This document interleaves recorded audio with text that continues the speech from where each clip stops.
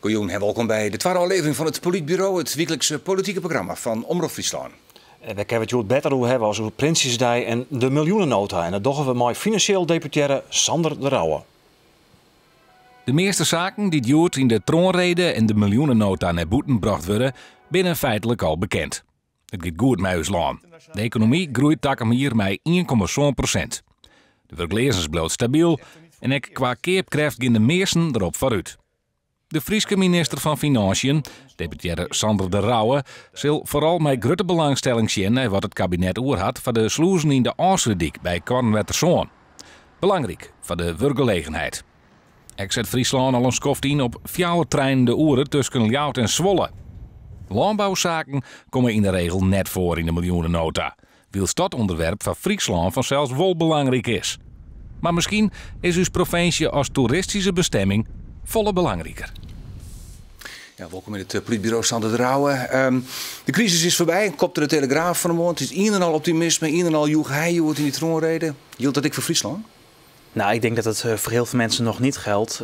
Het gaat over 2017 en daarvan is de verwachting dat het beter gaat. Maar het zijn procentjes en we zitten wel in een periode van 7 magere jaren die we achter de rug hebben. Dus dat loop je niet in één keer in met een mooi verhaal als vandaag. Nee. Missio-zaken die het op Friesland van toepassing binnen? Nou, we hebben een lijst met onderwerpen en een aantal kwamen al voorbij.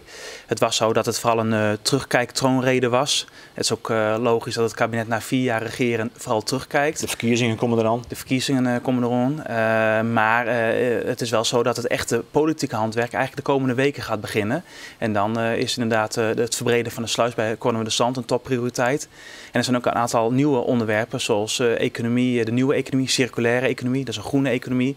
En de landbouw die verandert, ja, dat zijn wel onderwerpen die de komende tijd echt op de agenda moeten komen. Laten we het even hebben, hoe kwamen we te zon?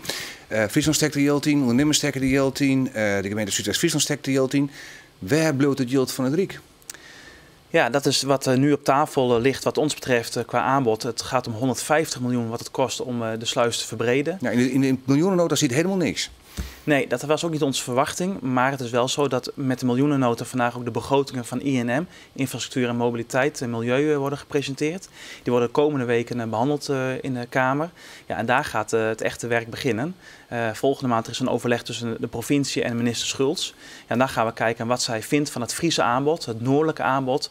Waarvan wij als Noord-Nederland zeggen, ja, die smalle sluis houdt nou de economische groei echt tegen, ja, letterlijk en figuurlijk. Toch zeg je hem van wij 130 miljoen van het Rijk erbij, van die 150 in totaal. Dat is een vijfde pad. Ja. Hier het Rijk net volle meer mooi betalen, Matten. Nou, ik zeg ook tegen de minister, wij zeggen tegen de minister, tegen dit kabinet, jongens, dit is een offer you can't refuse. Dit is eigenlijk de omgekeerde wereld. Meestal betaalt de regio een deeltje mee en nu vragen we slechts een deel van het Rijk. Dus we zetten alles op alles om dit te doen. En ja, onze hoop is dan ook en onze verwachting is ook en onze inzet is ook dat we dit gaan binnenhalen. Maar het betekent wel 30 miljoen uit Den Haag naar Friesland. Maar is Friesland eigenlijk net vierst te gek om zoveel maar te betalen om een infrastructuur die zo belangrijk is voor de regio? Je gaat 250 miljoen van het Rijk naar Schiphol, de treinverbindingen in het westen die we daar betalen. Waarom hadden wij dat al zelf betalen? Waarom doen wij zo stom? Nou, je ziet altijd dat de regio's echt moeten knokken om in Den Haag duidelijk je boodschap over te laten komen. En Friesland volle meer dan regio's. Nou, ik denk dat regio's als Limburg en Groningen hetzelfde hebben. Dus je moet je echt laten horen. Is het dan een Ronestedt kabinet wat der wel zaken vergoedt wat ze in Friesland en andere regio's net doen? Nou, je zag dat dit kabinet bij de aanvang direct een streep zette door heel veel regionale projecten die gewoon waren afgesproken. Bekend is Kasterien. Iedereen in Friesland ziet nu dat we daar aan het werk zijn. Dat is een aquaduct, hè? Wat we hadden afgesproken, wat heel logisch zou zijn. De rotonde gaat nu opgegeven worden. En nu wordt de file straks 3 kilometer verplaatst in de zomer. Ja, dan zag je wel dat dit kabinet zei, we schrappen het gewoon. Nou ja, dat mag een kabinet. Ik vind het jammer, wij vonden het jammer. Maar dat volle meer maar de voest op tafel slaan en zeggen ze van ja, maar hiermee is Friesland niet gebaat. Dit kun je net maar zien. Ja, dat moet. En wat dat betreft is het op dit moment heel duidelijk. We doen nu een geweldig goed aanbod waar we ons niet voor hoeven te schamen. Waar we heel veel voordeel bij hebben. Wat heel veel werk oplevert. Ik zeg er ook bij, ja, als je dit niet wil, ja, dan ben je toch echt een kabinet dat terugkeert naar de regio. Dat kan ik me niet voorstellen. Maar de onderhandelingen komen nu wel op. Nou, laten we de komende maanden afwachten. Maar ook je bent vanuit dat het dus in jaar wordt van het Rijk. Dat ze dit inderdaad net een offer you can refuse. Wij rekenen erop als provincie, als Noord-Nederland. En als je dit niet wil, ja, dan zie ik geen argumentatie waarom je niet zou willen. Want we financieren heel veel mee. We willen het zelf van de grond helemaal aftrekken. We willen de risico's op ons nemen. Dat kunnen we als provincie. We hebben vaker echt projecten van het Rijk overgenomen. Dus we hebben gewoon een hele goede kaart. Maar het moet nog gebeuren. Het gaat om heel veel geld. Ook voor het Rijk. 30 miljoen is ook in Den Haag niet weinig. En lukt het niet, ja, dan gaan we door met die barricade. Want dan komen de verkiezingen eraan. Maar helemaal goed lobbyt. Ja. Je hebt 8 jaar als Kamerlid in Den Haag zitten. Je weet de contacten. Je weet de dieken te bewandelen, te bekuieren. Toch heel wat ik het voor elkaar krijgen. Nou, we zijn is die lobby net goed genoeg? Nee, de lobby ziet er goed uit. We zijn duidelijk met de ambitie die we hebben. Maar de lobby goed was die dan hier nodig in de miljoenennota stien? Nee, dat verwacht ik niet. Als je ziet naar dit traject hoe lang dit al gaande is, hier wordt al jaren over gesproken.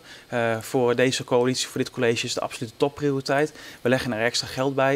Het nieuwe college heeft er 5 miljoen euro extra bijgelegd. We hebben nu alles doorgerekend. We hebben nu de boodschap op orde. Vorig jaar werd de Afsluitdijk genoemd als een icoon, ook voor duurzaamheid, door de koning. Ja, en dit jaar kan het kabinet dat inkoppen en haar woorden waarmaken. Ja, Harry van der Molen, verleden week te gast in het politbureau, die gaat naar Den Haag van het CDA. Van de Joerdijkse 6 Kamerleden verdwijnen de 5. Ben je ook benauwd dat de te volle Friesen verdwijnen, zodat die lobby van Friesland net goed op gang komen kan? Nou, het is onmiskenbaar zorgelijk dat er op dit moment weinig Friese kandidaten in beeld zijn bij de politieke partijen. Ik hoop van harte dat de grote partijen echt zien, zonder Friesen lukt het gewoon niet. Die heb je echt nodig. Wij hebben Den Haag nodig, maar Den Haag heeft ook Friesland en Noord-Nederland nodig. Ja, dat wel zo. Absoluut waar, absoluut waar. Ik denk dat Friesland Den Haag volle meer nodig heeft als andersom. Nee, je hebt elkaar nodig. Als je kijkt naar opgaven rond de landbouw, die heel dominant hier is.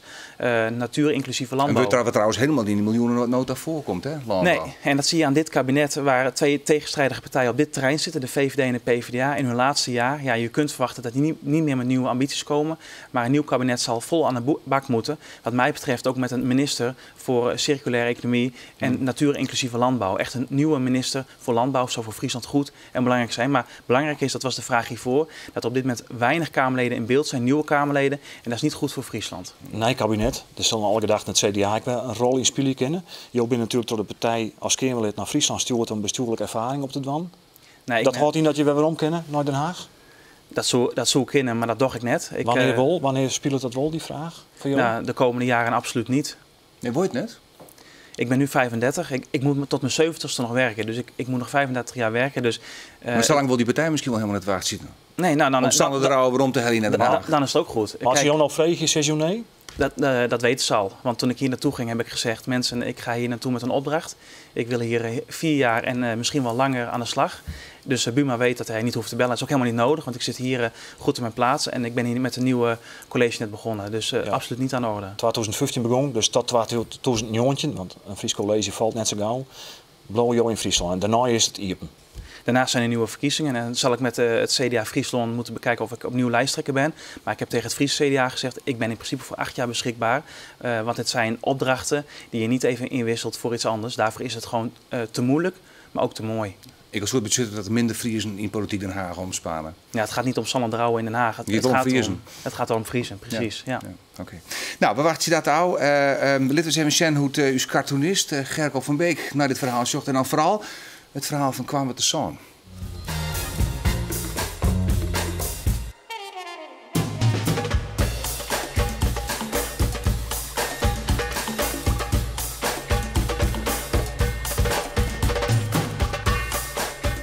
Dit wordt een nieuwe realiteit, dat zie ik nu wel. De rauwe realiteit van Friesland. Goed, we sluiten het politbureau van deze week. Sander Drouwen, hartelijk dank voor je komst naar het bureau.